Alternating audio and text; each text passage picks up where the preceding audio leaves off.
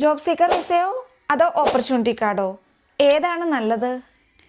Job seeker വിസയിലൂടെ ആയാലും opportunity card വിസയിലൂടെ ആയാലും നിങ്ങൾക്ക് ജർമ്മനിയിൽ വന്ന് ഒരു ജോബ് കണ്ടുപിടിച്ച് ഇവിടെ സെറ്റിൽ ആകാവുന്നതാണ്. എന്നാൽ രണ്ടിൻ്റെയും ഡിഫറൻസ് ഒന്ന് നോക്കിയാലോ? രണ്ടിനും വേണ്ട മിനിമം ക്വാളിഫിക്കേഷൻസ്. ജോബ് സീക്കർ വിസയ്ക്കാണെങ്കിൽ ഒരു ഡിഗ്രി അല്ലെങ്കിൽ vocational training recognised by Germany, അതോടൊപ്പം തന്നെ 5 വർഷത്തെ എക്സ്പീരിയൻസ്.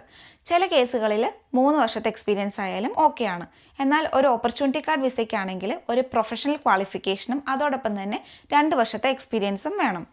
ഒരു ജോബ് സീക്കർ വിസയുടെ വാലിഡിറ്റി എന്ന് പറയുന്നത് 6 മാസമായിരിക്കും. എന്നാൽ ഒരു ഓപ്പർച്യൂണിറ്റി കാർഡിൻ്റെ വാലിഡിറ്റി എന്ന് പറയുന്നത് 1 വർഷമായിരിക്കും.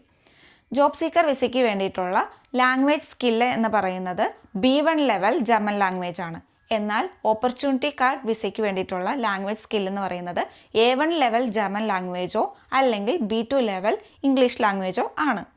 ഇനി വേണ്ട സഫിഷ്യൻറ്റ് ഫണ്ട് എന്ന് പറയുന്നത് ജോബ് സീക്കർ വിസയ്ക്ക് അറൗണ്ട് 6,000 യൂറോയും അതുപോലെ തന്നെ ഓപ്പർച്യൂണിറ്റി കാർഡിനാണെങ്കിൽ അറൗണ്ട് 13,000 യൂറോയുമാണ് വേണ്ടത്.